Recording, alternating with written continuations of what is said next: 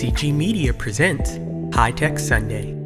On today's episode of High Tech Sunday, our hosts, Dr. Vaughn and Lango Deen, sit down with Postdoctoral Researcher for Columbia University and 2021 Women of Color STEM Conference GEM Outstanding Young Alumnus awardee, Dr. Yazmin Feliz, for a conversation on blazing your own path. Up first is Corning Incorporated's Manager of Technical Talent Pipelining, Dr. Vaughn. Next is Career Communication Group's Senior Technology Editor, Lango Deen. Finally, our esteemed guest, Dr. Yazmin Feliz. Dr. Feliz tackles big challenges and upon embarking on her PhD journey has worked to solve one of the most pressing global problems in healthcare: the inaccessibility to affordable medical imaging used for helping diagnose and treat conditions ranging from pregnancy complications to cardiovascular malignancies. Within her first year of studies, she was awarded the National GEM Consortium Fellowship in 2015 and is now considered a subject matter expert in 3D printing low-cost technology for use point of care in developing regions. With her PhD at Columbia University completed, Dr. Feliz is launching her startup, Ultrasound, distributing the first ever imaging system that generates 3D sonograms for under $300 in materials cost, paving the way for ultra-affordable modalities to enter the ultrasound market and be used in remote patient management, especially during COVID-19 times when patients can monitor their health at home via telemedicine consults to avoid trips to the hospital. And, without further delay, High Tech Sunday, featuring Dr. Vaughn and Lango Deen. Wow. Thank you, Brandon, and good afternoon, everyone. Thanks so much for joining us for another episode of High Tech Sunday. I'm saying wow because I am absolutely excited about today's conversation, blazing your own path. And our guest today is clearly doing just that. Dr. Yazmin Feliz, welcome. How are you? Thank you. It's great to be here. I'm doing well. How are you? I'm doing great, thank you. I was absolutely blown away by that intro, and I'm looking forward to learning more about the work that you've been doing and clearly the passion behind it. But to get things started, I'm going to calm myself down and give us some time to actually find out a little background information about you. And we like to do that as we get into the conversation. I think of it kind of like the elevator introduction. And so with that as kind of a model, can you talk to us a little bit about who Yazmin Feliz is? We got a little bit about your professional background, but why did you choose to pursue that pathway? And when did you know that that was the career for you? Yes. So firstly, I'm a scientist and an engineer with a passion for learning. I enjoy solving engineering challenges related to healthcare in low resource areas that can improve the quality of life. So I enjoy giving back and helping others in my community work towards their professional dreams as well. So from an early age, I understood the importance of education and how it will empower you no matter your social or economic background. It will give you a voice. And I also really love animals. I enjoy volunteering in animal shelters. I started up a nonprofit called Rescue Friends to help disabled animals find homes. So that's my little hobby. But basically, my backstory is that at 9 years old, I moved to Bronx, New York with my mother, a single mother, and it was a challenging time for us. So my mother was working 2 jobs, and she always told me, I only have one job, and that job is to go to school and get an education. And that was the way that I was able to give back to my home, is by becoming educated. So she was really into education and continues to be. And what I would always hear about was her struggles. So she grew up in the Dominican Republic. She had a large family, 9 siblings, and they were struggling economically. So she was given and awarded this amazing opportunity to go study in Cuba, to study medicine in Cuba, which she wanted to do, but she couldn't because she had to stay at home and help with caring for her siblings. So I always thought about that. I always thought about the sacrifices that she had to make, that others had to make for me to get to where I am. So I took that job that I have, which is education, really seriously. And that is pretty much what drives and motivates me. And what I tried to do was figure out what it is that I like inside of engineering. In school, I enjoyed math and science. To me, it was always a lot of fun, right? And so what I did while I was in high school is that I took what are called college now classes. And this was pretty much, ahead of my time. I wanted to understand what discipline I would like and what discipline I would enjoy. So I tried to do that in order to better clarify what my major should be. So that's pretty much how I got started and selected this engineering background. Wow, that was a great tee up, and I'll tell you as we go along, I have a habit of trying to identify headlines as we're going through different parts of the conversation. And what I got out of that was this inspiration from your mother. My job is to take care of you. So I got to do two jobs to make that happen. You've got one, and that is to get your education. And you took that to heart. And I'm sure that she has got to be feeling pretty good that you did your job well. So let's stay on that topic for just a little bit, because you said that you did the college now classes. You were kind of already blazing your path, because you kind of suggested that that really wasn't a thing back then, as much maybe as it is now. So as you were doing that, and you said that you kind of started to feel out, what are the things that I enjoy? So tell us, what is that passion? How would you articulate it? What motivates you to get up out of bed every morning and continue doing what you're doing? What was it that you found out? Yeah, so for me, it's really living with a purpose. Honestly, that was ingrained into me since I was a child. My father, he is a very um, passionate, right? And he's passionate about spirituality. So my father believes in reincarnation, right? He's always told us we came into this body because it was a choice, right? But also because we have also experienced other bodies. And what he would tell me is that you could have come back as an ant, you could have come back as a dog on the street, you could have come back as anything, and you came back into this body for a reason. And with that, I always try and live this life with a purpose and appreciate every day that I have in this body. And I came into this body to be able to do certain things. And for me, that really is to help and give back. And that gives me total fulfillment. So when I was in middle school, I was like in the 6th grade, I attended my first STEM workshop. And before then, I had never heard about STEM at all. I didn't have much experience in that area. And so for me, that allowed me to see that, okay, there is this whole different area where I could build things, and I could build planes, or I could build medical devices. And it all to me felt so out of reach when I was 9 years old, growing up in the Bronx. But then as things progressed, I figured out what other steps that I need to get to that point. And I didn't do that alone. For me, that took mentors and mentorship.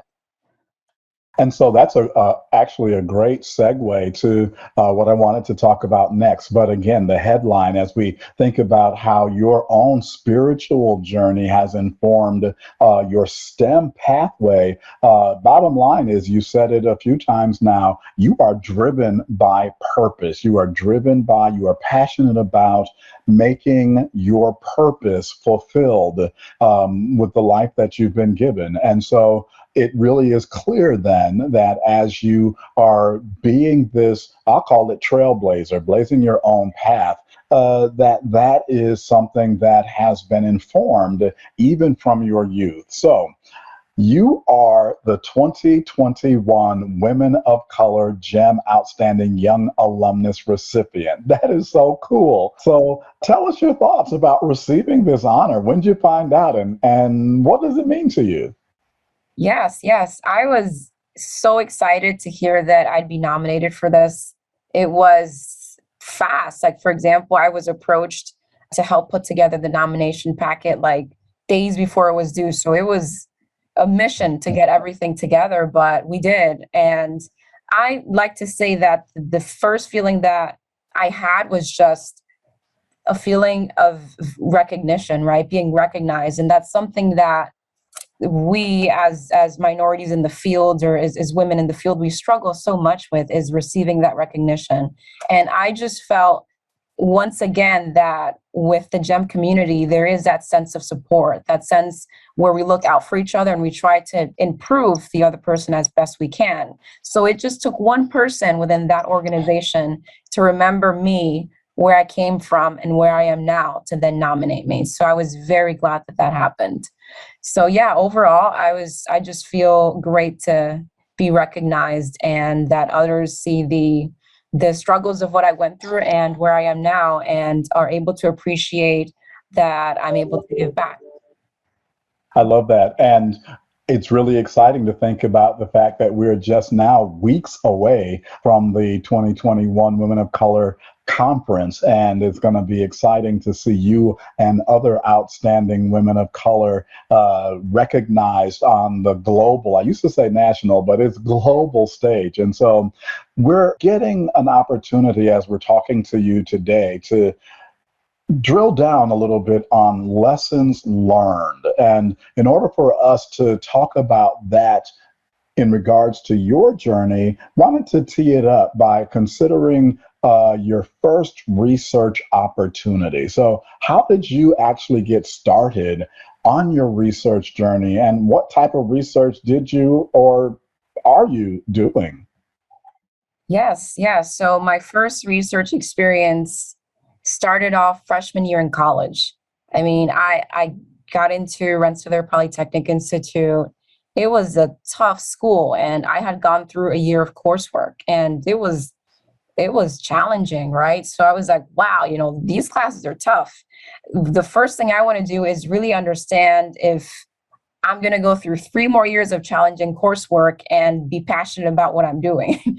So let me try and test this out. Let me get some real world experience. So I approached this professor who I happened to do well in her class, and I thought she would be open and receptive. So I approached her, and she was one of my first mentors. And she gave me 2 options. So she said, there's one option. You can either help my current PhD student with data collection. You can help collect data and then look through the data and give final results. There is also option 2. Option 2 was the most difficult option. It was, you can clear up this underground bunker, like literally this lab in the basement that hasn't been used.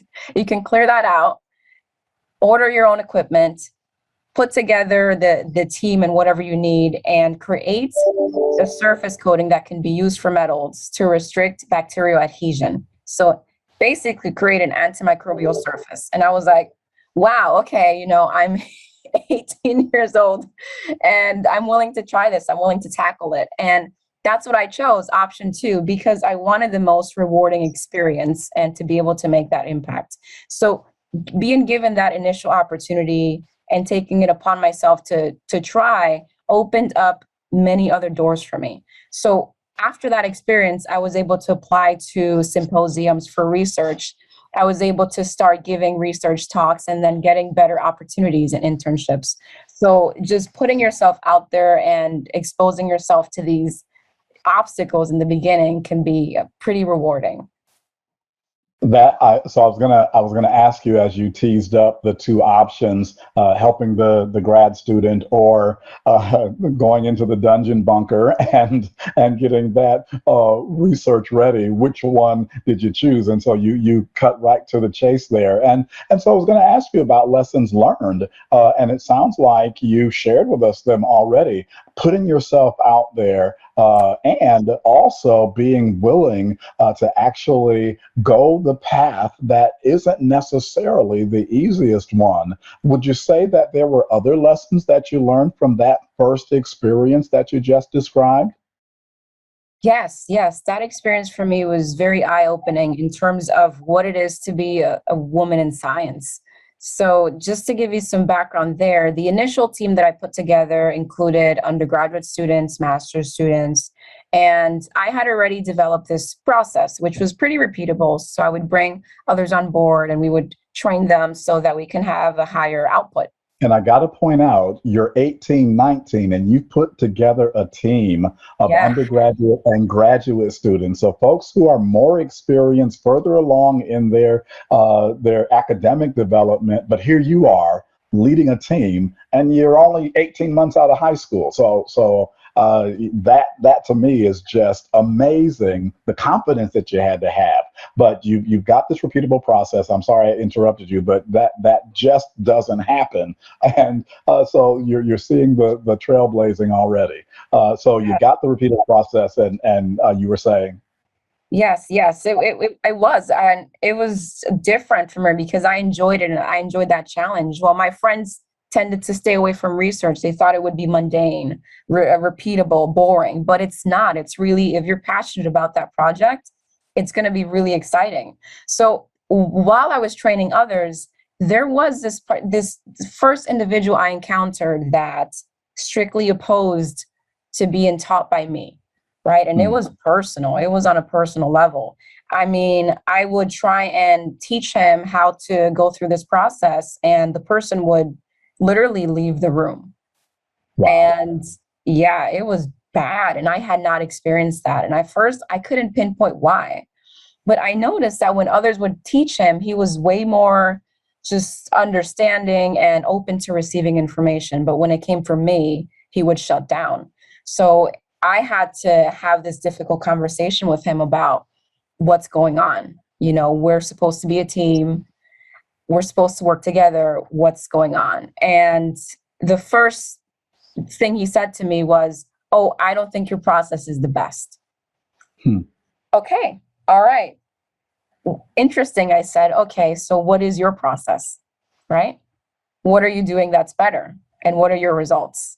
He's like, well, you know, I'm working on it. I'll have something. I was like, okay, put it together over the weekend. We'll come back Monday. We'll do mine and we'll do yours, right? You're an engineer. You're smart. I trust you. Maybe you can improve upon this, but show me what you got.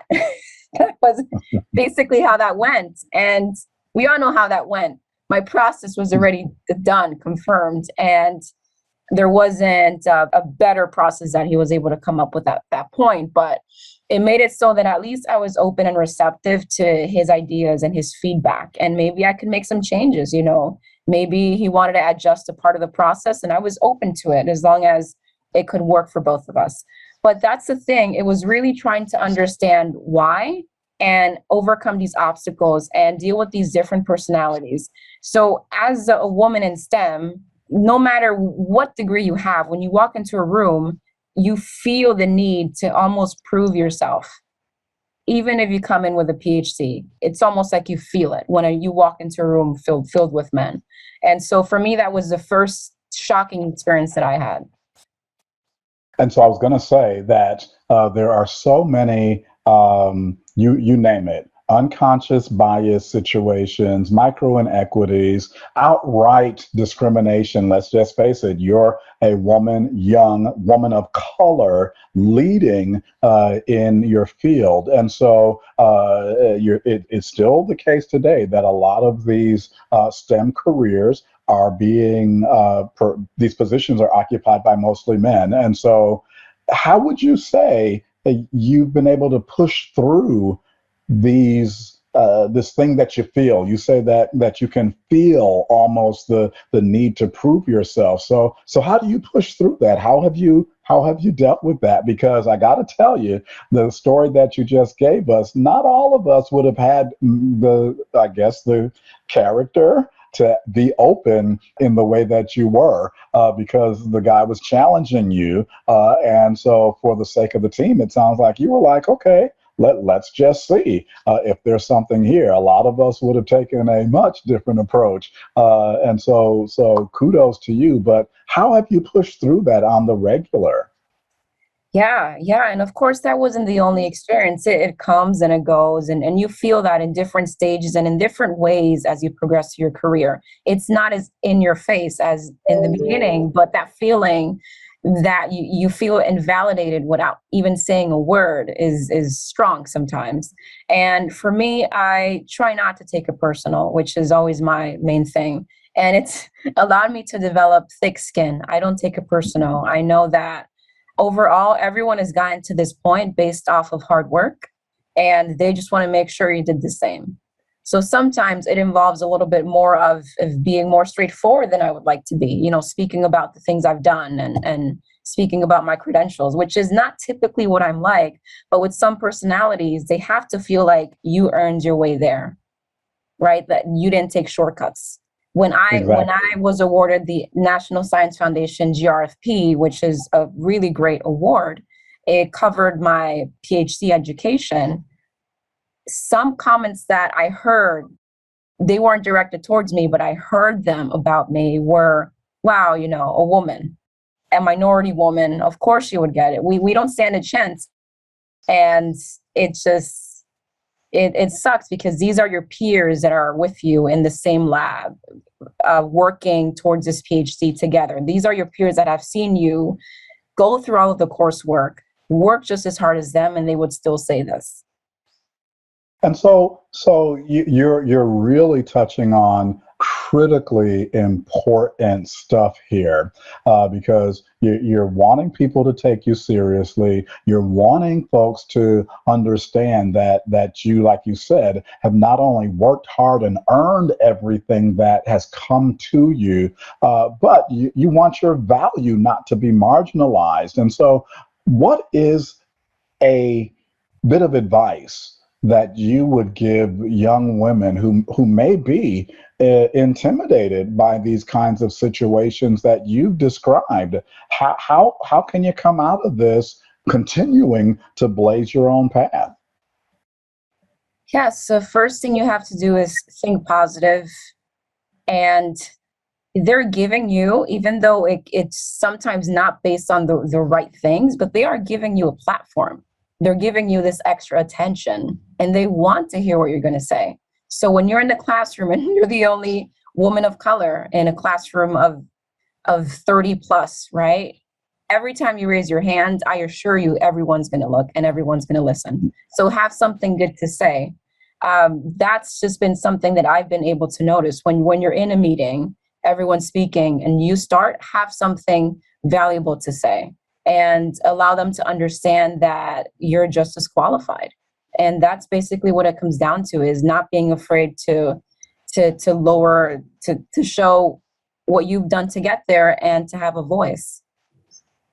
Don't be afraid to show what it took for you to get there, and don't let your voice be silenced. That is hugely important for us as we are going through our careers. And that advice that you just gave applies to more than just young people as they're entering. That's something that we have to keep in mind throughout our careers. Now, there's another topic that I understand you know a little bit about, and that is perseverance. So as you were looking for a research opportunity, put in like 10 or so applications, kept going even though you were told no for a number of different reasons. Why was it so important for you to find a school to do research at, and what lessons would you be able to share with us about overcoming rejection? Yes. So I was, again, this freshman, right? I had pushed myself, found a research opportunity during my freshman year. However, I wanted the real world experience. I went to my first career fair. I came in with my resume. I handed it over to a recruiter. You know what they said? Oh, how cute. How cute. It's your first year. This is just for experience, but we'll keep this. But yeah, great practice. But I was serious. I really wanted an internship. And it was clear to me that I wasn't going to get that at that career fair with these amazing companies. It just wasn't going to happen. So I was like, okay, I packed my bags. I went home for the summer. I went back to the Bronx, but I wanted to do something with my time. So I reached out to the nearest institution that I thought would have good research. Ironically enough, that was more than 10 years ago. I reached out to professors at Columbia University. Wow. And I sent out, well, yeah, what was it, like 10 emails? I got 2 responses. One was, sorry, no. The other one was, I'm willing to entertain this, but you do understand you're extremely underqualified. I was like, okay, come in for an interview, and we took it from there.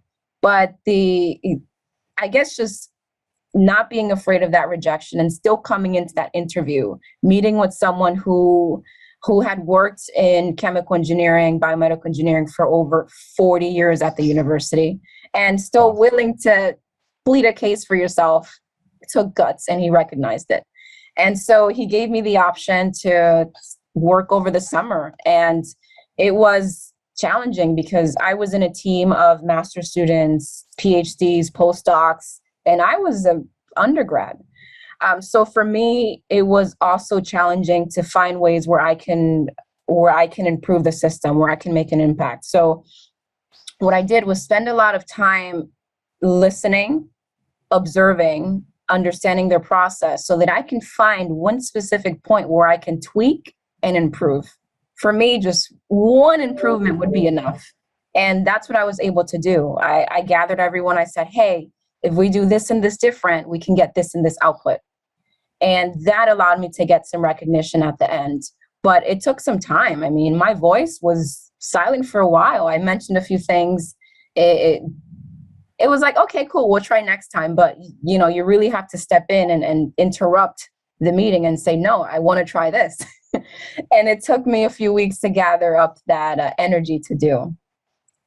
And so as you're describing this process, it's still really significant to, I think, underscore that as we're talking about blazing your own path, you knew that you wanted to do this, even though, and it is true still today, as I'm sure you are aware, somebody who's a freshman, you show up and companies are looking for often at least juniors and seniors, if not grad students, for these internships, but you were undeterred. I know what I want, and I'm going to pursue it until I get there. And so you've taken the responsibility as a woman of color, as someone who is young, to drive yourself forward. And so now that you're further along in this journey, how do you drive change and make the impact or influence others in your field, despite being viewed often perhaps as the minority, or looked up on less than, or just not having your voice heard? How do you focus on making an impact? What tips do you have about that? Yeah, this is a great question because it's something that I think about every day. I mean, as I'm going through my daily grind, I'm meeting with my team. I've recruited people from different areas, electrical engineering, mechanical, computer science, and my idea is to work together as a team. I think varied and different experiences are a plus. That involves these difficult and different personalities and people who have not been used to working with someone like me, right? But I still find value in that because they're bringing something to the table that's different. So for me, when I put together my team, I try and bring talent from different areas. So one of the first things that I look at is to see if I can find women engineers. Because believe it or not, the women that I've interviewed and have accepted the role are the first ones that have backed out. Wow. And that to me was honestly like, it broke my heart. I felt bad because I was like, why are you backing out? And the response has been, oh, I just realized that I don't feel like I have enough experience and maybe I can't make such an impact in this team as I thought I could. I was like, what makes you think that? Oh, I've only gone through this and this and this. And they give me a list of like 12 amazing classes, right? And I'm like, so have your other peers. They've gone through the same coursework. So in a way, we tend to doubt ourselves. And I've tried to give women and people from the diverse backgrounds more of an opportunity to just take on these responsibilities. So I do that actively, is just engage people from my community. I encourage them to apply to other internships, to jobs. And then I also try and give back. So I've gone back to that middle school where I had my first STEM session and have talked to the students there. And it was like going back in time and talking to myself. And it was a really great experience. I've also been part of what's called Design Your Future Day. So where we meet with young girls who come to the university and we show them around, show them the labs and get them interested. See, like, wow, see, you could work here and this is something that you could do. So for me, I try and engage others on a day-to-day basis. And when you think about what you just said, in particular, this going back to your middle school and talking basically to yourself, you were inspired, and now you're inspiring the next generation, so to speak. But as you've been speaking, the word that comes to mind is you are an intentional advocate. And I think of an advocate as someone who stands in the gap between where someone is, maybe sees themselves in this case, and the place where they could be. So it's like you see them as they could be. They're full of potential, they're full of promise, but they don't see it themselves yet. And so you're the bridge that can help carry them over. And I think that we don't necessarily have enough of that because of the fact that it really does take being intentional and going the next step, not just being okay with somebody checking themselves out of the game, if you will. And so thinking about experiences like that, can you talk to us a little bit about, now this was exciting, your time in Spain and some of the lessons that you learned while you were overseas as it pertains to this whole idea and pursuit of blazing your own path? Yes, yes. So my time in Spain was a great opportunity.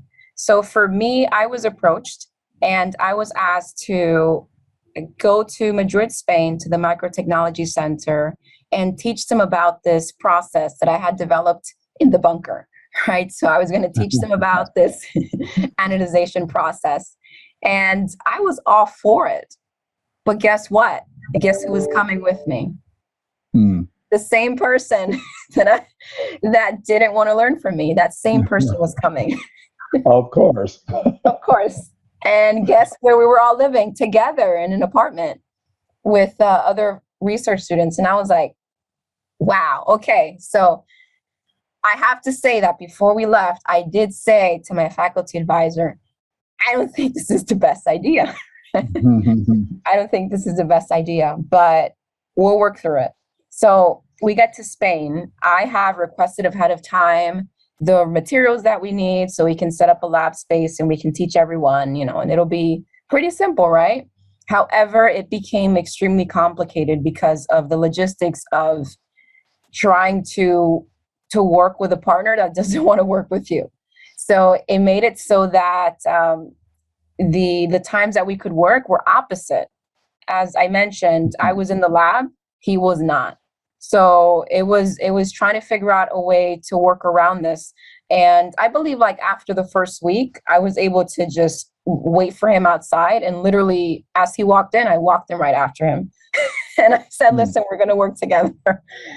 And that's how it went. I just had to be very persistent with him and say, hey, I'm not going to be offended.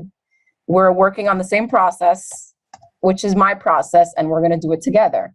And that's how that went. But it was a difficult experience because you felt like the team that you had, you're in this whole different part of the world and you're there to teach them something, but you still have to prove yourself. And when you have to prove yourself to someone that doesn't know you, and at the same time still prove yourself to someone that does, it really it could make you lack some confidence. So I tried to just really understand why I was there. I was there to teach this team. It was a great opportunity. They wanted to work with me, and that's what I focused on. Wow, I'm telling you, this whole you started out when you were talking about this difficult colleague, saying that you had to have a difficult conversation at one point. Here where I am, we call it courageous conversations, and that really does seem to fit you. That you've had the courage to really pursue this path. And I guess you have to if you're going to be a trailblazer. I want to pivot really quickly before we hand off to our co-host and talk about your entrepreneurial side. Listening to the intro, you are a serial entrepreneur. And so what have you been working on, and how are you helping others with what it is that you are pursuing? Yeah, I'd love to be a serial entrepreneur. I am just getting started though. I've had a lot of ideas through the years, and I felt like I've gotten to a place now at Columbia University where I have more resources and more support than I've had before, which has allowed me to just take a deeper dive into that. So my research has focused on creating a low-cost ultrasound device that can be used in emergency situations. And the focus here is low cost, something that's not going to be extremely prohibitive because of price, which most medical equipment is, and something that would require minimal training. So essentially, you could be anyone and you can operate this device. So that is the idea. If you're unskilled, if you're not trained, if you don't have the experience, you can still operate the device. So that has been the focus for me. And I've been able to take advantage of GEM, the GEM I4 program, which is more like entrepreneurial training. It's a boot camp session. It teaches you about business. It helps engineers put on a different cap. And at first, it's very hard to divide yourself from your technology and, in a way, find the holes in it. And that's very hard to do. So you take a step back, you look at this and you say, this is my baby that I've been working on for 5 years. Now, does anyone actually want it? And that's very hard to do, right? You have to really detach yourself and start looking at commercialization and if it's actually feasible and who would pay for this and who would want this. So that's what I've spent time doing and understanding under which applications or scenarios would they be interested in this technology. So for me, it was maternal care. And I have been able to put together ultrasonos where we have created a more specialized device for use in maternal care. And specifically, we're trying to help with IVF applications, with scanning for ectopic pregnancy. So things like that, just really focused on improving life for women in developing regions.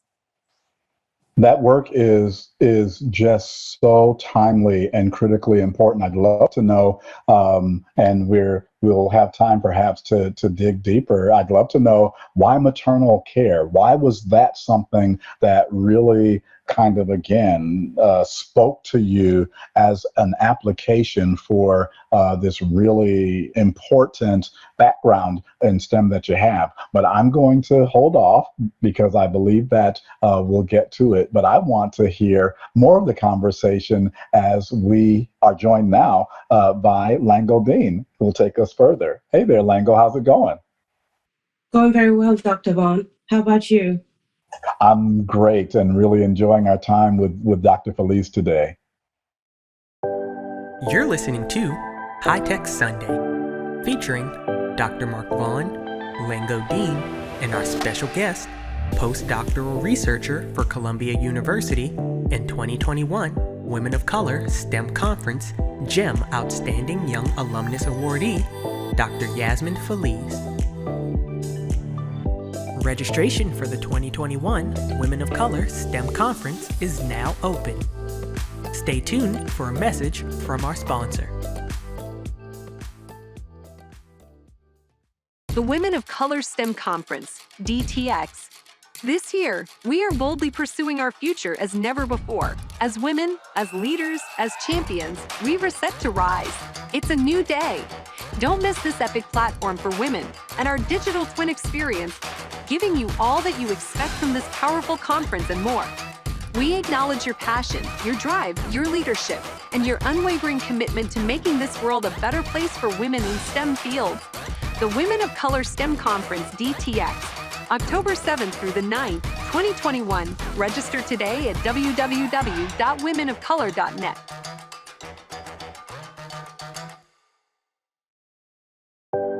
Again, registration for the 2021 Women of Color STEM Conference is now open. So visit www.womenofcolor.net for more information. Now, back to the show.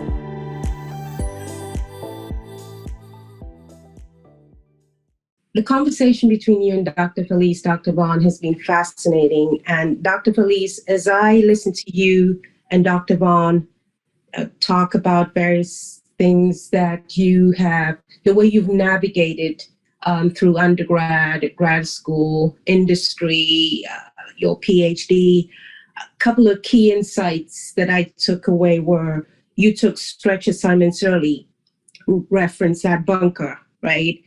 You handled pop-ups that came your way, that skeptical, difficult colleague that you had.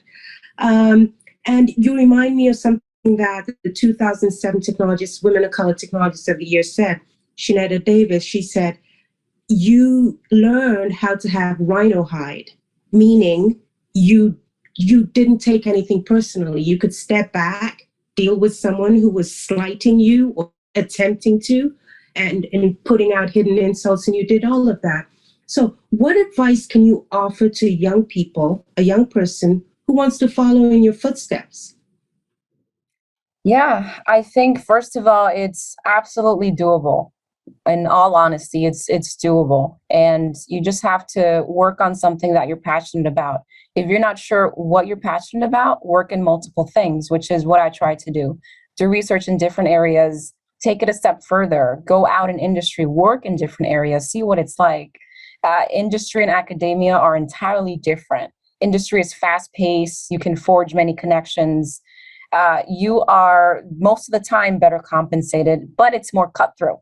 I'm talking about it's extremely cutthroat, and it's not for everyone in terms of where you want to get to in industry. In academia, you have more control over what you work on, and on a daily basis, it can bring you more fulfillment, and you tend to focus more on one study project. So I would say this area you could grow in, but it may take more time. However, what I would tell young people is to think about where they want to get to, right? Does your job require a master's? Does it require a PhD? What is that ideal job? And do you know anyone in that ideal job? Because that's something I tried to do. Can I find mentors who right now are sitting in that chair that I would want? And you'd be surprised how many of them are willing to speak to you.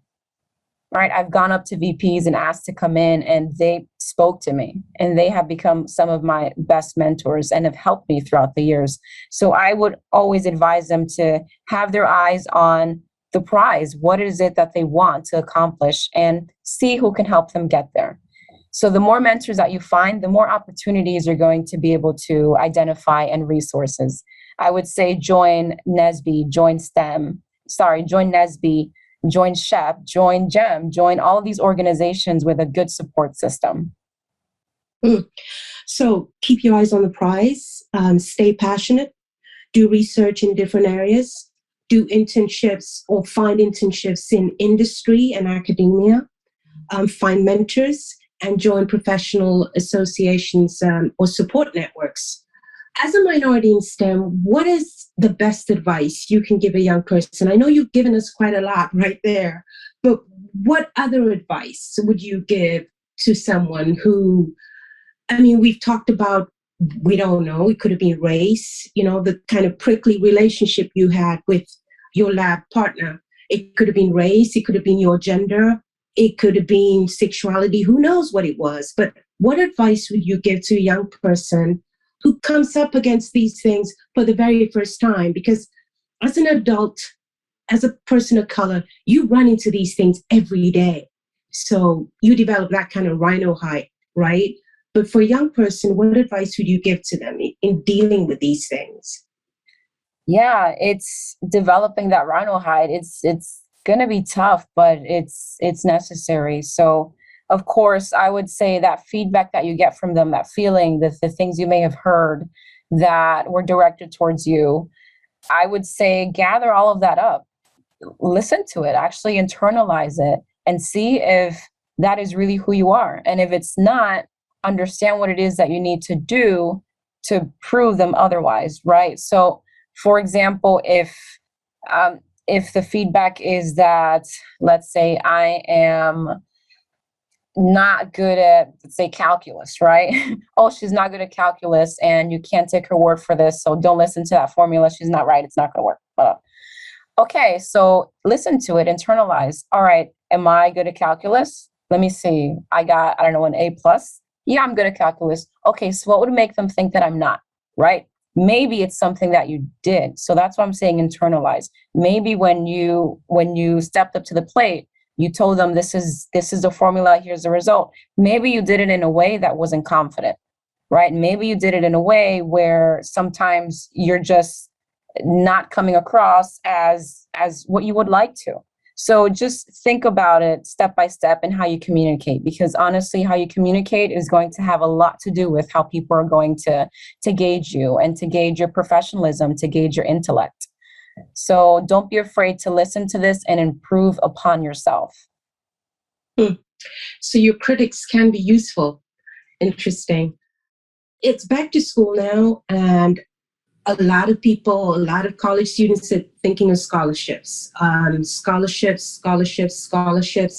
internships too. So what advice would you give to students about STEM scholarships particularly? What advice would you give? Yeah, I would say they're out there, and while they're competitive, they're definitely attainable. So reach out to your office. So we had a financial aid office. We also have an office for minority student affairs, which is pretty neat and interesting. And again, the organizations, so GEM, SHEP, NSBE are going to be great resources. But for me, I also asked around professionally. I asked my peers, hey, how did you get through your master's, or who paid for it? Did you get a fellowship? Did you get a grant? And that's actually how I heard about GEM in the first place. From a colleague working at J&J with me. So I would say reach out, find resources, and there are definitely positions out there. That's wonderful. This is my last question before I turn it back to Dr. Vaughn. And right at the beginning, you talked about this support network you have and you were acknowledging the fact that it's a group of people that look out for each other. They appreciate the struggles that you went through. And then, of course, you were nominated for this award. So what is the best advice? It seems to me that those within that community, maybe there are a couple of mentors there too. So what is the best advice you've ever received from a mentor, the best ever advice? Wow, the best advice was, it was a quote. My mentor sent me this quote. It was a day where I was down, right? I was down for good reason. I had just failed my qualifying exam for my PhD, and it wasn't looking good, right? And I didn't know if I was going to be given another opportunity. So it was a bad day, but I got this message, and it's a quote from Michael Jordan. It said, "I've lost almost 300 games. 26 times I've been trusted to take the game-winning shot and missed. I've failed over and over again in my life, and that's why I succeed." Wow. Wow. I am just like blown away by that, because, hey, Michael Jordan, I mean, so look where he is today, and you think of all the things that he went through. And I think, was it last year that documentary came out that kind of went through all his struggles and challenges and triumphs right through his career? So that's a pretty great quote to have. If you could just repeat that quote one more time before we throw it back to Dr. Vaughn, I'd really appreciate that. Yes, I've lost almost 300 games. 26 times I've been trusted to take the winning shot and missed. I've failed over and over again in my life, and that is why I succeed. Deep. That hit me. And that second time, I passed that exam. Boom. Thank you. Thank you very much. Over to you, Dr. Vaughn. Wow. Talk about a headline. So I'm going to use that one. I'm telling you, I have failed, which is why I succeed. It is so relatable, even though it is not easy on the down day that you were experiencing to actually think about it that way. But it had to be inspirational. And like you said, you knocked it out when you did it again. And look at you today.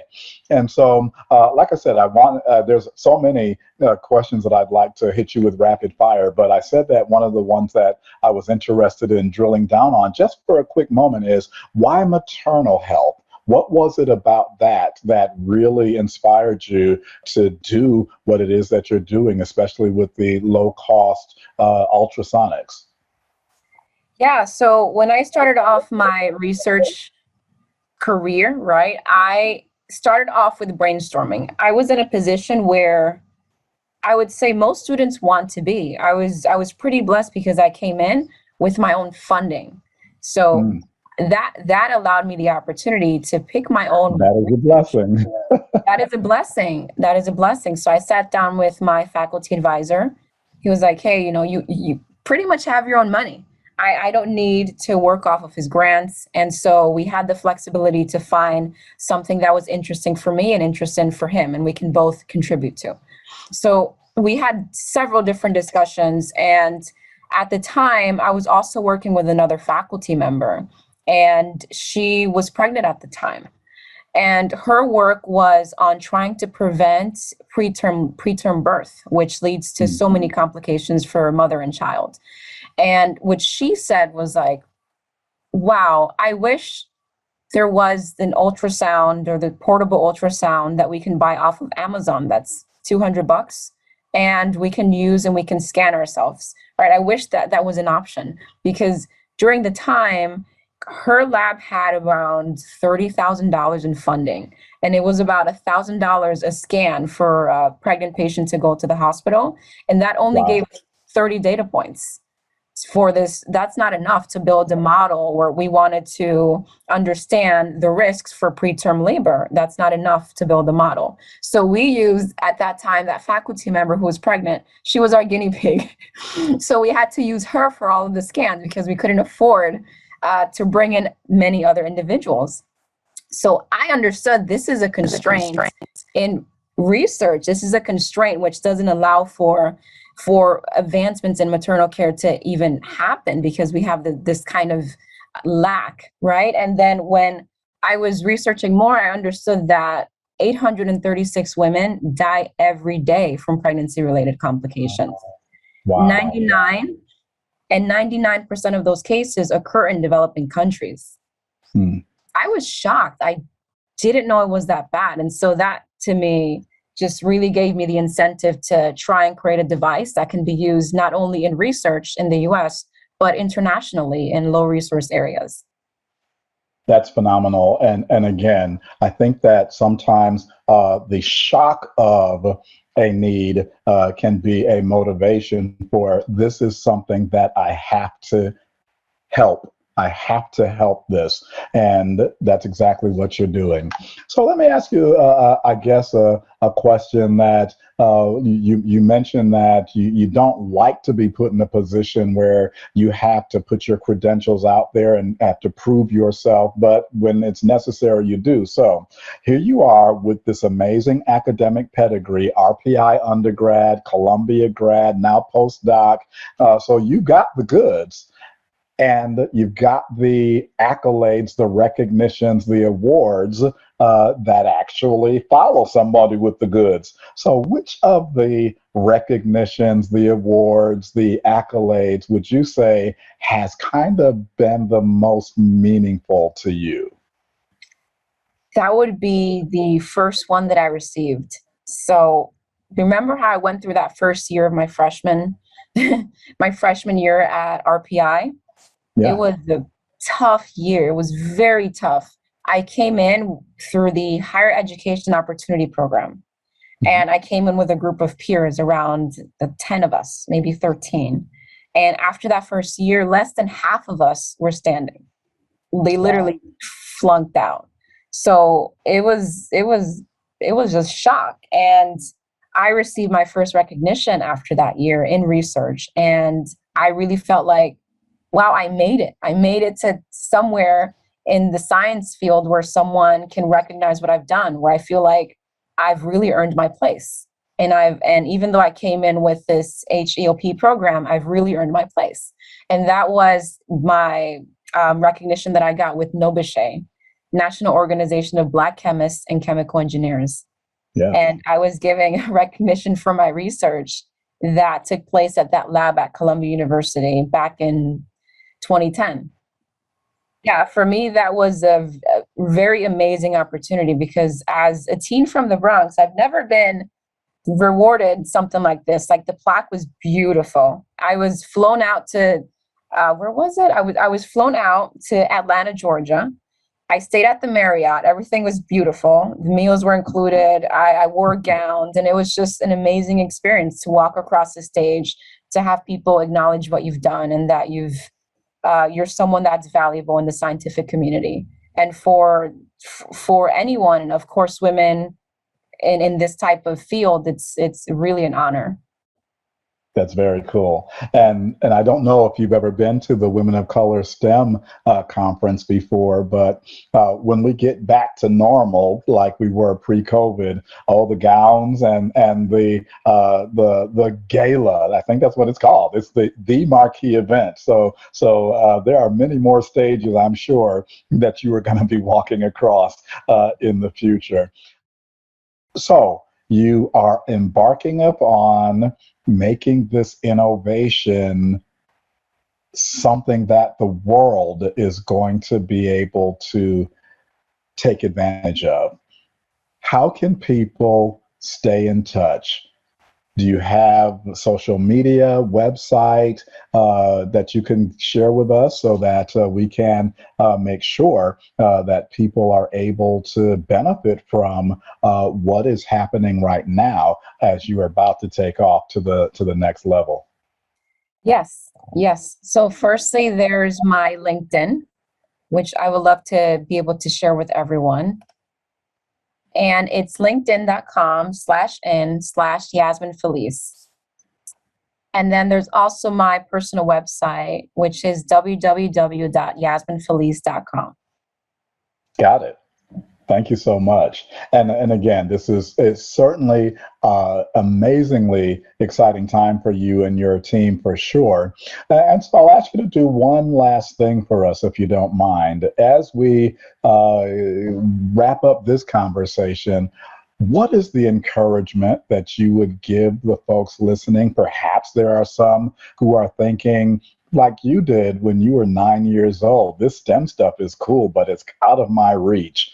Or maybe there's someone who is in college right now and they are thinking, I can't do this. Or maybe they're in grad school and, well, no, you were undergrad dealing with difficult people. What would you say as a word of inspiration or encouragement as we wrap up today? I would encourage them to keep trying. There's going to be the days where you're going to feel like everything is against you, which probably is, but that feeling will pass and you will learn from it. So the main thing for you is to be able to put yourself out there. Don't be afraid of rejection. At times it'll happen, but so many other times you'll learn from it. And people are way more willing to give you an opportunity than you actually think. So again, even if you get feedback that's constructive, right? Even if it's negative, there's something positive that you can get out of that. And if there isn't something positive, at least you'll develop that thick skin. Gotcha. And I just thought of another headline. I think that Lango called it rhino skin. Right. Okay, so thank you so much, Dr. Yazmin Feliz. It's been a pleasure, and we wish you nothing but the best as you continue this mission. It is critically important, and it is such a great thing to know that there is someone like you who is leading the charge. Thank you for joining us today. Thank you so much for having me today.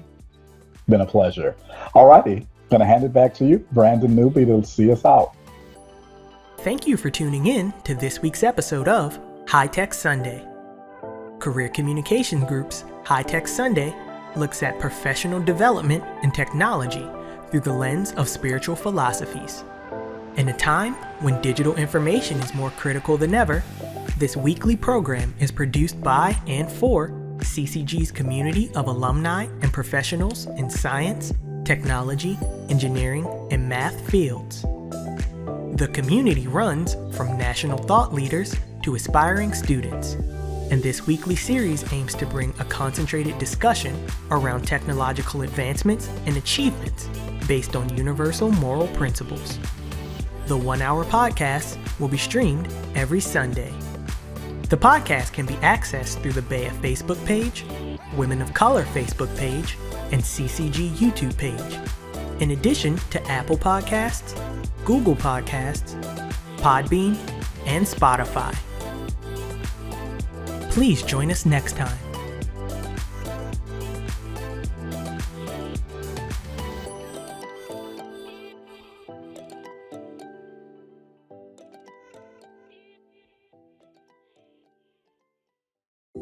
It's time to get your nominations in for the BEA STEM Awards. The honorees will be recognized at the BEA STEM Conference held annually with a community over 10,000 strong that focuses on celebrating excellence by showcasing career opportunities and professionals in the STEM fields. The 36th annual conference will be held on February 17th through the 19th, 2022. Please visit www.ccgheroes.com for more details on our nomination process to make sure nominations packets have everything it needs for the upcoming BEA STEM Conference. All peer-reviewed nominations are due on August 31st, 2021.